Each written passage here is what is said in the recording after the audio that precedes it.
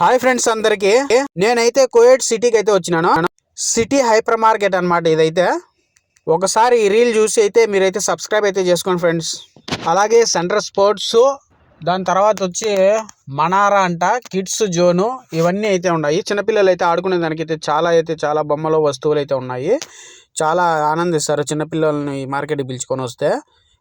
నేనైతే లోపలికి పోయేసి చూసి వచ్చినాను, అందుకనే అయితే చెప్తాను అనమాట. చూడడానికి అయితే చాలా అయితే బాగుంది. ఇదైతే సిటీలో ఉంటుంది. కోయట్లో బండ్లు తోలడం చాలా అంటే చాలా ఈజీ.